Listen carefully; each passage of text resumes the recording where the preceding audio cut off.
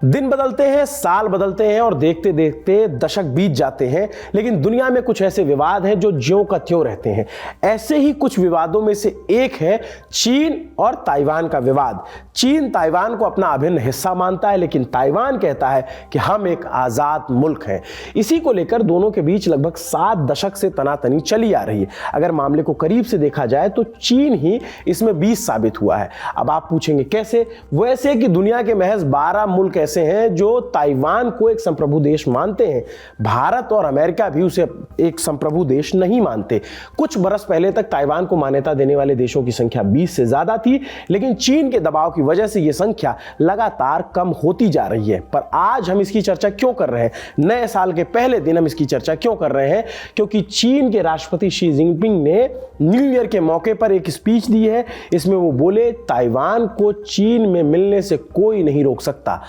आप खुद सुन लीजिए। 两岸同胞一家亲，谁也无法隔断我们的血脉亲情，谁也不能阻挡祖国统一的历史大势。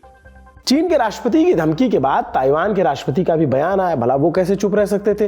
वो बोले, ताइवान जितना सुरक्षित रहेगा, ये दुनिया उतनी ही सुरक्षित रहेगी। 台湾越安全，世界就越安全；台湾越强韧，世界民主防线就越稳固。 तो आज के शो में हम जानेंगे चीन ताइवान विवाद की कहानी, 2024 में इस विवाद में क्या मोड़ आया, और सुनेंगे शी जिनपिंग की स्पीच जो न्यू ईयर पे कुछ ऐसा बोल गए कि दुनिया में सुर्खियां बन गई। नमस्ते, अभिनव पांडे नाम है मेरा, शायद आप नहीं जानते होंगे, और आप देख रहे हैं लल्लन टॉप का अंतर्राष्ट्रीय खबरों से जुड़ा रोजाना का कार्यक्रम दुनियादारी।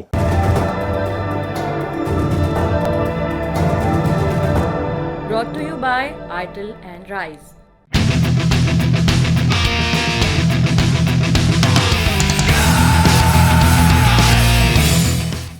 तो चीन ताइवान के विवाद के नए मोड़ पर हम दाखिल हों उससे पहले हमको बेसिक्स क्लियर कर लेना चाहिए। ये नक्शा देखिए, ताइवान ईस्ट एशिया में पड़ता है। ये एक आइलैंड है, माने चारों ओर से पानी से घिरा हुआ। यहाँ की आबादी लगभग 2 करोड़ 34 लाख है। ताइवान में प्रेसिडेंशियल सिस्टम चलता है, माने राष्ट्रपति देश के मुखिया होते हैं। अब आप में से कोई सवाल पूछ सकता है कि ताइवान स्वायत्त द्वीप है, चीन का हिस्सा है, या फिर संप्रभु देश है? इसका जवाब इस पर डिपेंड करता है कि आप ये सवाल किससे पूछ रहे हैं। जैसे चीन ताइवान को अपना अभिन्न हिस्सा मानता है, दूसरे देशों को कहता है कि अगर हमारे साथ रिश्ता रखना है तो ताइवान से दूर रहना होगा। इसको वन चाइना पॉलिसी कहते हैं। भारत और अमेरिका समेत 180 से ज्यादा देश इसको मानते हैं। हालांकि कुछ देशों ने ताइवान के साथ अलग से सैन्य और व्यापारिक संबंध बनाकर रखे हैं, लेकिन वो इसको आधिकारिक और राजनयिक संबंध का दर्जा नहीं देते हैं। इसकी सबसे बड़ी वजह चीन की आपत्ति है। तो क्या है ताइवान और चीन के विवाद का इतिहास? क्या ताइवान देश नहीं है? ये कहना पूरी तरह से सही नहीं होगा। जनवरी 2025 में कुल 12 देश ही हैं जो ताइवान को संप्रभु देश मानते हैं। कुछ बरस पहले तक ताइवान को मान्यता देने वालों की संख्या और ज्यादा थी, हमने शुरुआत में बताया। लेकिन कहानी कहां से शुरू होती है? 1 जनवरी 1979 से पहले तो अमेरिका भी ताइवान को मान्यता देता था, यानी अमेरिका भी ताइवान को एक देश मानता था। यूएन में ताइवान को पूरे चीन का प्रतिनिधि माना जाता था। 1971 में यूएन ने भी ताइवान की मेंबरशिप छीन करके, जो पक्की वाली मेंबरशिप थी, वो चीन को दे दी थी। मैच के बाद मैच, राइस ट्राई तो कर। नया राइस निकोटीन गम, पाए अपना पैक VRise.com से।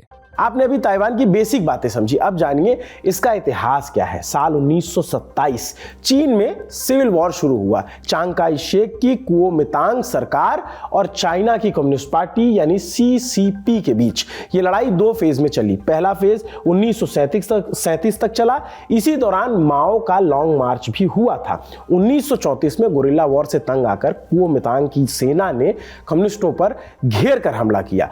उस समय तक माओ का कद इतना बड़ा नहीं हुआ था, वो इतने ताकतवर नहीं थे। वो CCP के कुछ मोर्चों को संभाल रहे थे। कुओमितांग की सेना के हमले के बाद उन्हें भागने पर मजबूर होना पड़ा। 16 अक्टूबर 1934 से शुरू हुआ सफर 20 अक्टूबर 1935 तक चला। 24 नदियां, 18 पहाड़ और 6000 किलोमीटर। इस दौरान उन्हें कुओमितांग के सैनिकों से जान बचाकर भागना पड़ा। लगभग 1 लाख सैनिकों से शुरू हुआ कारवां तब महज 8000 तक बचा था, यानी 8,000 ही जिंदा बचे थे, बाकी मार दिए गए थे। और इसमें जिंदा बचे माओ। इस मार्च के बाद वो कम्युनिस्ट पार्टी के सबसे बड़े नेता बनकर उभरे। उनके लॉन्ग मार्च की कहानियां सुना सुनाकर खूब सहानुभूति बटोरी गई। जिस समय चीन में सिविल वॉर चल रहा था, उसी दौरान कुओमिंतांग सरकार जापान के हमले से भी जूझ रही थी। लॉन्ग मार्च के बाद कम्युनिस्ट पार्टी के अस्तित्व पर संकट था। उन्हें जापान के हमले उनके जो जापान का हमला चल रहा था उसमें उन्हें एक अवसर दिखा। कम्युनिस्ट नेताओं ने कुओमिंतांग की सेना के साथ मिलकर जापान से लड़ने की वकालत की। उन्होंने एक नया नारा दिया, चाइनीज डोंट फाइट चाइनीज, यानी चीन के लोग आपस में नहीं लड़ते। उन्हें इसका फायदा भी मिला। चांग काई शेक की जो सरकार थी, जिसको कुओमिंतांग कहा जाता था, उनकी पार्टी के एक धड़े ने कम्युनिस्टों को दिल दे दिया। वो ये मानते थे कि जापान के खिलाफ दोनों ही धड़ों को मिलकर के लड़ना चाहिए, इसका देश को फायदा होगा। लेकिन चांग काई शेक इसके खिलाफ थे। वो किसी भी कीमत पर सीसीपी को मिटाना चाहते थे। दिसंबर 1936 में चांग हमला बढ़ाने का आदेश देते हैं। सियान प्रांत पहुंचे, लेकिन आदेश मानने के बजाय उनके सिपहसालारों ने उन्हें ही बंदी बना लिया, यानी खेल पलट चुका था अब तक। इससे हड़कंप मच गया। फिर सोवियत संघ ने दखल दी। उसने कहा, साथ मिलकर जापान का सामना करो, वरना कोई नाम लेवा नहीं रहेगा। चांग को यह शर्त समझ में आ गई। उन्हें इस शर्त पर रिहा किया गया कि वो सिविल वॉर खत्म कर देंगे और सीसीपी के साथ मिलकर जापान का सामना करेंगे। सितंबर 1937 में दोनों पक्षों में समझौता हो गया। दोनों मिलकर जापान का सामना करने लगे। सितंबर 1939 में विश्व युद्ध शुरू हो गया, दूसरा विश्व युद्ध। मित्र देशों ने चीन की मदद की। इस मदद के दम पर उन्होंने जापान को हरा दिया। जापान की हार के तुरंत बाद सीसीपी और कुओमिंतांग की दोस्ती टूट गई। सिविल वॉर का दूसरा फेज यहीं से शुरू होता है। इस फेज में सीसीपी ने निर्णायक जीत हासिल की। 1 अक्टूबर 1949 को माओ जेदांग ने पीपल्स रिपब्लिक ऑफ चाइना की स्थापना की। चांग और उनकी पार्टी का क्या हुआ? उन्हें अपना बोरिया बिस्तर सिमटकर मेनलैंड चाइना की तरफ भागना पड़ा। वो चाइना के पूरब में समंदर में बसे फारमोसा द्वीप पर पहुंचे। वहां उन्होंने रिपब्लिक ऑफ चाइना की स्थापना की। इसी को ताइवान के नाम से जाना जाता है आज भी। दूसरे विश्व युद्ध में अमेरिका और सोवियत संघ दोनों ने चीन की मदद की थी। चीन ने सिविल वॉर को लेकर अमेरिका के विदेश मंत्रालय ने एक श्वेत पत्र जारी किया। इसमें कहा गया कि अमेरिका ना तो सिविल वॉर का नतीजा बदल सकता है और ना ही इसकी कोशिश करनी चाहिए। इससे दूर रहने में ही भलाई है। अमेरिका तब इस विवाद से अपने आप को बाहर खींचे हुए था। दूसरे विश्व युद्ध के तुरंत बाद कोल्ड वॉर शुरू हो गया। दुनिया दो धड़ों में बंट गई थी। सोवियत संघ और अमेरिका वैचारिक नजरिए से एक दूसरे के खिलाफ थे। चीन सोवियत संघ के करीब माना जाता था, क्योंकि बगल में देश भी है और थोड़ा आइडियोलॉजी मिलती है। अभी भी उसी तरीके के रिश्ते माने जाते हैं। हालांकि अमेरिका चीन के सिविल वॉर को चुपचाप देख रहा था। पीपल्स रिपब्लिक ऑफ चाइना की स्थापना के बाद कुछ अमेरिकी अधिकारी माओ से मिलने आए। उन्होंने दोस्ती का हाथ बढ़ाया, मगर माओ ने सोवियत संघ को वचन दे रखा था। अमेरिका पीछे हट गया। उसने चांग की रिपब्लिक ऑफ चाइना यानी ताइवान को आधिकारिक दर्जा दे दिया। अमेरिका ने वहां पे गेम किया। यूनाइटेड नेशंस सिक्योरिटीज काउंसिल की स्थायी सीट भी ताइवान के हिस्से आई, लेकिन 1971 में यूएन ने ताइवान की मेंबरशिप छीनकर चीन को दे दी। जो ये 1949 से 1971 का समय था, इस दौरान चाइना ने खुद को मजबूत किया, अपने व्यापारिक ट्रेड बढ़ाए और उस दबाव का नतीजा ये हुआ कि ताइवान के हिस्से से स्थायी सीट चीन के खाते में चली गई। ताइवान के बनने से लेकर अब तक चीन उसे अपने में मिलाने की कसम खाता रहा है, लेकिन अब तक सफल नहीं हो पाया। हालांकि उसकी घेरेबंदी भी कम नहीं हुई है। ये तो हुई बात इतिहास की, जिसमें आपने समझा ताइवान और चीन का विवाद। अब समझते हैं 2024 में इस विवाद में क्या मोड़ लिया। दो बड़े मोड़ आए। इसमें पहला, ताइवान में सत्ता परिवर्तन हुआ। जनवरी 2024 में ताइवान की सत्ता परिवर्तन में डेमोक्रेटिक प्रोग्रेसिव पार्टी यानी डीपीपी के विलियम लाई राष्ट्रपति बने। विलियम लाई और उनकी पार्टी चीन को लेकर आक्रामक रहती है। ताइवान में उनकी छवि एंटी चाइना पार्टी वाली बनी हुई है। जनवरी 2024 में अपनी चुनावी कैंपेन में लाई ने ताइवान की आजादी का मुद्दा उठाया। चुनाव में चीन ने लाई को हरवाने का प्रयास किया, ऐसा दावा किया जाता है। आरोप लगे कि उन्होंने प्रो चाइना पार्टी को पैसे और समर्थन दिए, लेकिन फिर भी विलियम लाई की जीत हुई, क्योंकि जनता उनके साथ थी। राष्ट्रपति बनने के बाद भी उन्होंने ताइवान की आज़ादी का गुणगान किया। वो लगातार इस पे अड़े हुए हैं। दूसरा, ताइवान पर बढ़ता दबाव। जैसे हमने पहले बताया कि ताइवान एक आइलैंड है, छोटा सा आइलैंड है, चारों तरफ पानी से घिरा हुआ है। 2024 में उसकी समुद्री सीमा के आसपास चीन अपने जंगी जहाज भेजता है, वहां पे प्रेजेंस दर्ज कराता है। चीन अपने लड़ाकू विमानों से ताइवान को डराने की कोशिश भी करता है। कम से कम 2 बड़ी मिलिट्री ड्रिल अक्टूबर और दिसंबर महीने में चीन की तरफ से हुई, और इसके बाद ताइवान की तरफ से आरोप लगाया गया कि चीन कुछ ज्यादा ही दबाव बना रहा है, दुनिया इस पर नजर रखे। अब इस मसले पर हमने और अधिक जानकारी के लिए जवाहरलाल नेहरू यूनिवर्सिटी यानी जेएनयू में इंटरनेशनल स्टडीज के अध्यापक डॉक्टर स्वर्ण सिंह से बात की। उनसे पूछा कि 2024 में चीन ताइवान विवाद में क्या बड़े बदलाव आए हैं और चीन क्या करना चाहता है। चीन के राष्ट्रपति हर वर्ष नए वर्ष का एक भाषण देते हैं, जिसमें अपने जन कल्याण, सामाजिक मुद्दों पर, आर्थिक विषयों पर, अंतर्राष्ट्रीय संबंधों पर बात करते हैं वो। और ठीक उसमें हर बार ताइवान से किस तरह के रिश्ते होंगे इस पर भी हमेशा से जिक्र होता है। और पिछले कुछ सालों में, आप कहें कि करीब 1 दशक से, उसमें लगातार एक बदलाव आया है कि राष्ट्रपति शी जिनपिंग से जो पहले नेता थे वो तालमेल बनाने की बात को लेकर दिमागों और दिलों को जोड़ने की बात करते थे, जबकि शी जिनपिंग जब राष्ट्रपति बने उस दौरान लगातार एक तरह से उनका तनाव बढ़ा है ताइवान के साथ, और वो शायद चीन और अमेरिका के तनाव की वजह से बढ़ा है। इसलिए लगातार जब वो ताइवान को लेकर कुछ जिक्र करते हैं तो वो अंतर्राष्ट्रीय स्तर पर खबरों का विषय बनता है। वो अक्सर उसको इस तरह से कहते हैं कि ताइवान स्ट्रेट्स के दोनों तरफ के जो लोग हैं वो एक ही परिवार का हिस्सा हैं, और इतिहास में इस तरह के रुझान उनकी नज़र में देखने को आते हैं कि लगातार उनके जुड़ जाने की एक जो सोच है वो आगे बढ़ रही है। और उसके साथ साथ वो हमेशा ये भी कह देते हैं कि यदि कोई भी ताकतें, चाहे अंदरूनी या विदेशी, ये कोशिश करें कि ये लगातार जो जुड़ाव बन रहा है ताइवान का अपने चीन के साथ, तो उसको वो होने नहीं देंगे। और यहाँ तक कह चुके हैं कि यदि उनको बल का प्रयोग करना पड़े इस तरह की ताकतों को रोकने के लिए तो वो भी करेंगे। और इसके साथ साथ पिछले कुछ वर्षों में लगातार चीन का जो सैन्य बल है उसका प्रदर्शन और उसका जो उसको पूरे उस क्षेत्र में विस्थापित करने की जो एक कोशिश है, उसकी वजह से भी कुछ चिंता कम से कम ताइवान में नजर आती है। ताइवान एक लोकतांत्रिक अपने आप को ढांचा बनाकर रखता है, और वो ज्यादातर वहाँ के लोग नहीं मानते कि वो जो कम्युनिस्ट चीन है उसका हिस्सा है, वो अपने आप को अलग मानते हैं। और हाल ही में आपको याद होगा कि पिछली बार जब राष्ट्रपति डोनाल्ड ट्रंप चुने गए थे तो उन्होंने ताइवान पॉलिसी एक्ट बनाने की शुरुआत की थी, जो राष्ट्रपति जो बाइडेन के दौरान 2022 में पारित हुआ। तो वो रिश्तों को और भी, अमेरिका के रिश्तों को ताइवान के साथ और भी सुदृढ़ करता है। उससे पहले 1978 में एक ताइवान रिलेशंस एक्ट था जो ये तय करता था कि वो रिश्ते किस तरह से होंगे। ये तो हुई चीन ताइवान की कहानी। आप सुनिए न्यू ईयर के मौके पर शी जिनपिंग ने और क्या कहा। 2025年我们将全面完成“十四五”规划，要实施更加积极有为的政策，聚精会神抓好高质量发展，推动高水平科技自立自强，保持经济社会发展良好势头。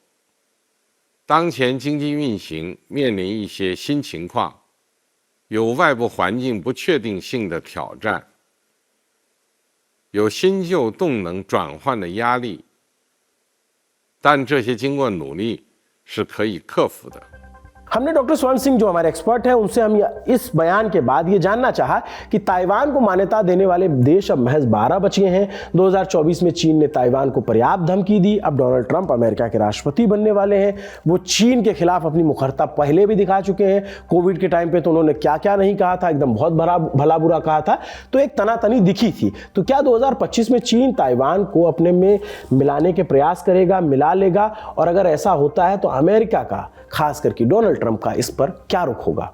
मुझे नहीं लगता है कि ताइवान चीन से मिल जाएगा इस साल में, पर यह कोशिश लगातार चीन की तरफ से होती रहती है। जैसे आपने जिक्र किया कि केवल 12 राष्ट्र अब हैं जो ताइवान को एक राष्ट्र के नजरिए से एक रिकॉग्नाइज करते हैं, और वो संख्या लगातार घटी है। तो क्या ऐसा समय आ सकता है कि जब कोई भी देश इस तरह से स्वीकार ना करे कि ताइवान अलग है, और वन चाइना पॉलिसी की जो बात बीजिंग से होती है उसको मान्यता मिले विश्व में सभी देशों से? शायद बीजिंग में भी यही सोच है कि शायद इस तरह से धीरे धीरे एक दिन ताइवान पूरी तरह से मिल जाएगा, सम्मिलित हो जाएगा कम्युनिस्ट चीन के साथ। पर मुझे लगता है कि जो ताइवान की सोच है या उनका जो काम करने का तरीका है उसमें भी बदलाव आया है। आपको याद होगा 1995 में वहां के राष्ट्रपति ली तुंग हुई अपने अल्मा मेटर येल यूनिवर्सिटी जब एक यात्रा में गए थे तो बहुत तनाव बढ़ा था दोनों देशों में। वो तनाव इसलिए भी था कि उस समय पहली बार ताइवान में राष्ट्रपति के सीधे लोकतांत्रिक चुनाव हुए थे, और तब से लगातार सीधे चुनाव होते रहे हैं। पर आप पिछले कुछ सालों में जो पूर्व राष्ट्रपति थी साई इंग-वन, वो भी लैटिन अमेरिका की यात्रा में 2 बार अमेरिका में जब रुकी तो तनाव बने। और पिछले ही माह जो अभी के जो नए निर्वाचित राष्ट्रपति हैं चिंगते लाई चिंगते, वो भी गुआम में और हवाई में उन्होंने अपनी यात्रा में एक पड़ाव रखा। ये दोनों जो टेरिटरीज हैं वो यूनाइटेड स्टेट्स की अमेरिका की हैं, तो उसको लेकर फिर से तनाव बढ़ा, फिर से सैन्य बल का प्रदर्शन हुआ। तो एक तरह से तनाव में कुछ हद तक दोनों तरह से आप कह सकते हैं कि कुछ ना कुछ उसमें योगदान है। कोशिश ये है ताइवान की कि यहाँ तक वो संभव हो सके अलग रह सके, पर रुझान मुझे लगता है विश्व स्तर पर यदि कोई भी देश, अमेरिका यदि सचमुच में ताइवान को अलग रखना चाहता है तो वो लगता नहीं कि इस तरह से कोशिश कर रहा है कि जो राष्ट्र ताइवान से हटते जा रहे हैं, अलग होते जा रहे हैं और कम्युनिस्ट चीन को असली चीन मानने में लगातार वो संख्या में बढ़त नजर आती है। अमेरिका की मुझे नहीं लगता कि उस तरफ कोई कोशिश है। अमेरिका लगातार हथियार बेचने की कोशिश करता है कि हम ताइवान को हथियार मुहैया कराएंगे ताकि वो अपनी सुरक्षा खुद कर सके। तो जब भी अमेरिका से हथियार बेचने की बात होती है तब तनाव बढ़ता है। जब कोई बड़े नेता अमेरिका से ताइवान की यात्रा पर आते हैं तो भी इस तरह का तनाव बढ़ता है। नैन्सी पेलोसी की एक यात्रा आपको याद होगी अगस्त 2022 में हुई थी, तब भी तनाव बढ़ा था। तो आपका जो प्रश्न था कि क्या इस वर्ष में ताइवान चीन से बिल्कुल राजनीतिक तौर पर जुड़ जाएगा, मुझे नहीं लगता ऐसा कुछ होगा। पर वो धीमी गति से जो बीजिंग की लगातार कोशिश है कि आर्थिक तरीके से, सामाजिक तरीके से और सांस्कृतिक तरीके से, अलग अलग तरीके से उनको धीरे धीरे वो जोड़ने में लगा हुआ है। ये तो हमारी लीड स्टोरी। आप चलते हैं सुर्खियों पर। सुर्खियां कहां से शुरू होती हैं? सुर्खियां शुरू होती है यमन से। अमेरिका ने यमन में हूती विद्रोहियों पर जोरदार हमले किए हैं। उसका कहना है कि ये हमले हमारे जहाजों पर हुए हमलों का जवाब है। इसकी शुरुआत गाजा वॉर से शुरू हुई। हूती विद्रोहियों ने कहा, हम उन सभी देशों के जहाजों को लाल सागर में निशाना बनाएंगे जो गाजा में चल रहे नरसंहार में इजराइल का समर्थन दे रहे हैं। यानी जो भी देश इजराइल के साथ है उसका हम विरोध करेंगे और विरोध स्वरूप हम जो है उसके हमले करेंगे। ये हूती विद्रोहियों की तरफ से कहा गया। इसी के बाद लाल सागर में गुजरने वाले अमेरिकी जहाजों को निशाना बनाया गया और यमन पर हालिया हमला 30 और 31 दिसंबर 2024 को हुआ। अमेरिकी सेना की सेंट्रल कमांड ने एक्स पर लिखा, हमने यमन की राजधानी सना और यमन के कोस्टल इलाकों में हूती ठिकानों को निशाना बनाया है। अमेरिका ने खुलकर कहा कि हूती कमांड और उनके हथियार के गोदामों को निशाना बनाया गया है। हमले में कई मिसाइल और ड्रोन नष्ट किए गए हैं। सेंट्रल कमांड ने यह भी कहा कि हम ऑपरेशंस में हमारे सैनिकों और जहाजों को कोई नुकसान नहीं पहुंचने देते हैं और हमारा कोई नुकसान नहीं हुआ, ऐसा उनकी तरफ से बताया गया। हूती इस हमले पर क्या बोले? हूतियों के प्रवक्ता मोहम्मद अब्दुल सलाम ने कहा, यह यमन की संप्रभुता का उल्लंघन है। अमेरिका इजराइल में जारी नरसंहार का खुला समर्थन कर रहा है। इसके खिलाफ हमने हमले जारी किए थे और जारी करते रहेंगे। दूसरी सुर्खी अमेरिका से ही जुड़ी है। अमेरिका ने रूस और ईरान पर नए प्रतिबंध लगाने की घोषणा की है। यह प्रतिबंध 2024 के राष्ट्रपति चुनाव को प्रभावित करने के आरोपों के बाद लगाए गए हैं। प्रतिबंध के घेरे में रूस और ईरान की कई संस्थाएं आई हैं। इन संस्थाओं पर चुनाव के दौरान सामाजिक राजनीतिक तनाव को भड़काने का आरोप है। इसके अलावा चुनाव के दौरान फेक न्यूज फैलाने के लिए एआई टूल का उपयोग करने का भी आरोप है। इन संस्थाओं में ईरान की इस्लामिक रिवोल्यूशनरी गार्ड कॉर्प्स की सहायक company cognitive design production centre भी शामिल है। रूसी खुफिया एजेंसी से संबंधित सेंटर फॉर जियोपॉलिटिकल एक्सपर्टीज का नाम भी इस लिस्ट में शामिल है। आप इस पूरी खबर पर क्या सोचते हैं? दुनियादारी के इस पूरे शो पर क्या सोचते हैं?